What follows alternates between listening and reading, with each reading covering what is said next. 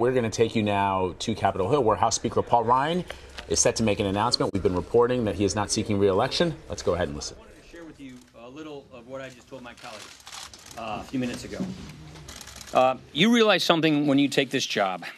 It's a big job with a lot riding on you, and you feel it.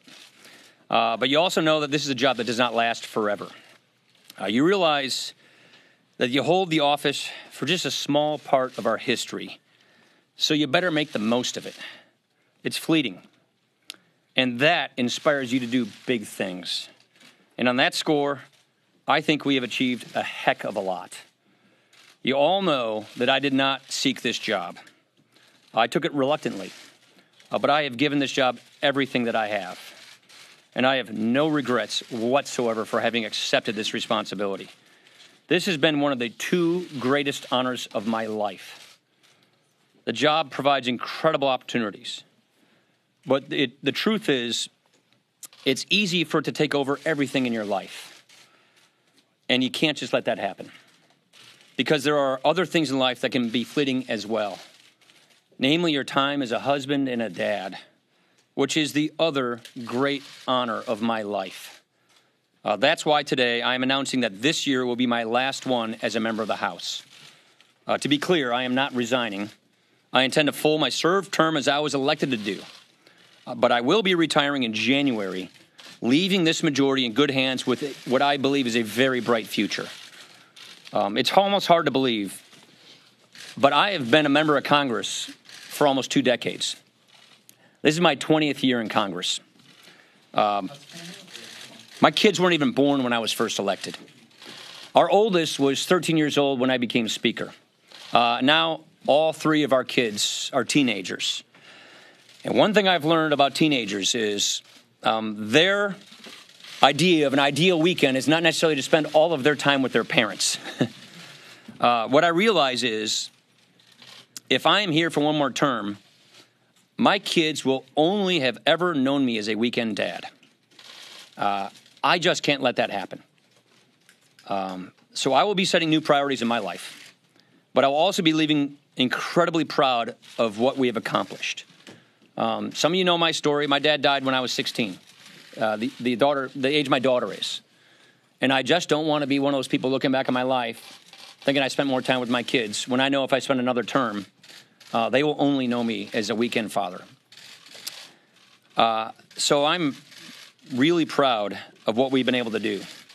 When I took this job, one of my conditions was that we aim high, that we do big things, that we fashion an agenda, that we run on that agenda, that we win an election, and then we execute that agenda. I am so proud that that is exactly what we have done and what we are doing right now. We've accomplished so much since then. Probably the 2 biggest achievements for me are, first, the major reform of our tax code for the first time in 36 years, which has already been a huge success for this country, and that's something I've been working on in my entire adult life. Second, something I got much, much more invested on since becoming Speaker is to rebuild our nation's military. And after tax reform addressing our military readiness crisis, that was a top priority that we got done last month as well. These I see as lasting victories that will make this country more prosperous and more secure for decades to come. There are so many other things that we have gotten done. And of course, I'm going to look back proudly on my days at the Budget Committee and the Ways and Means Committee. But I don't want to be too sentimental here. I want to be clear, I'm not done yet. I intend to run through the tape to finish the year.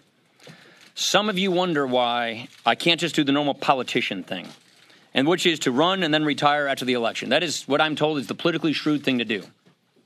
I considered that. But just as my conscience is what got me to take this job in the first place, my conscience could not handle going out that way. I pledged to serve the people of Wisconsin in the 1st District honorably. And in order to serve the people in my district honorably, I have to serve them honestly. And for me to ask them to vote to re-elect me, knowing that I wasn't going to stay, is not being honest. So I simply cannot do that. So that's why I'm announcing this today. Again, I am proud of what this conference has achieved, and I believe its future is bright. The economy is strong. We've given Americans greater confidence in their lives. And I have every confidence that I'll be handing this gavel on to the next Republican Speaker of the House next year. So just to close, I said earlier that I didn't want this job at first, and most of you know this. I really actually didn't. But I have to thank my colleagues for giving me this opportunity and this honor. I am really grateful for it. I also want to thank the people of Southern Wisconsin for placing their trust in me as their representative for the past 20 years. I've tried to bring as much Wisconsin to Washington as I can in that time. It's been a wild ride, but it's been a journey well worth taking to be able to do my part to strengthen the American idea. That pursuit is never ending. Much work remains, but I like to think I have done my part, my little part in history to set us on a better course. Thank you. Sherman. Will you remain as Speaker? Yes. You have no plans to call early? Correct. Correct. I do. Look, I know most speakers don't go out on their own terms. Tip O'Neill was probably the last one to do that. But Harry Reid, as Senate leader just last session, did this. He announced he wasn't going to run for again, and he stayed on as Senate leader. So, yes, that's what I'm going to do. Mr. Speaker, you got your long-sought tax cuts and tax reform legislation approved, which you say you'll consider to be your greatest achievement. However, you're not sticking around for its biggest consequence, which is trillion-dollar deficits as far as the Congressional Budget Office's eyes can see. Yeah. What's your response to that? So entitlement reform is the one thing the one other great thing that I've spent most of my career working on. I'm extremely proud of the fact that the House passed the biggest entitlement reform bill ever considered in the House of Representatives. Do I regret the fact that the Senate did not pass this? Yes.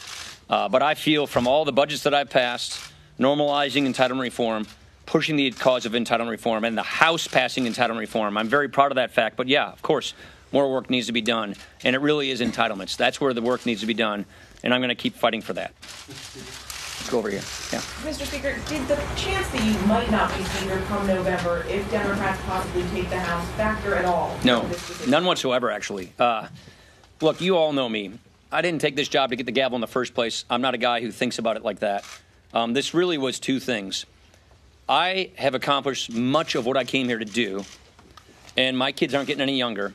And if I stay, they're only going to know me as a weekend dad, and that's just something I consciously can't do. And that's really it right there. Mr. Speaker, do you worry about the impact of your announcement on 2018 midterms and perhaps sending a signal that the House is lost for Republicans? Yeah, I gave it some consideration, but I really do not believe whether I stay or go in 2019 is going to affect a person's individual race for Congress. I really don't think a person's race for Congress is going to hinge on whether Paul Ryan's Speaker or not. So I really don't think it affects it. Look, if we do our jobs, which we are, we're going to be fine as a majority. I'm grateful for the president to give us this chance to actually get this stuff done. I'm grateful that we have unified government that the president, with his victory, gave us so that we get all these big things done. We're going to have a great record to run on. We have a great economy, great accomplishments, more to do. And I really don't think that the American people are going to want to have the gridlock that the Democrats are promising. So I'm confident we can run through the tape and we can get this done. Bonus. On the president, he's been openly talking about firing Bob Mueller, potentially firing the Deputy Attorney General. What are your thoughts on that? My thoughts haven't changed. I think they should be allowed to do their jobs. We have a rule of law in this country, and that's a principle we all uphold. I have no reason to believe that that's going to happen. I have assurances that's not, because I've been talking to people in the White House about it. Rachel.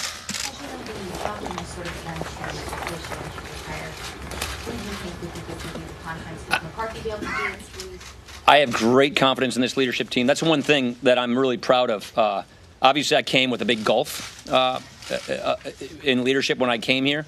I think we have a fantastic leadership team. I have more thoughts on this. I think this is probably not the right time to get into that, but I'll share those thoughts later. That election's in November, so it's not something we have to sweat right now. Last question. Anna. To what extent was your decision influenced by the way President Trump has changed the character of Washington and the character of the Republican? Not at all. Like I said, I'm grateful to the president for giving us this opportunity to do big things to get this country on the right track. So the fact that he gave us this ability to get all this stuff done makes me proud of the accomplishments that I've been a contributor to.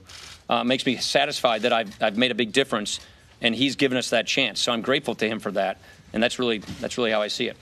Thank you very much, everybody. Take care.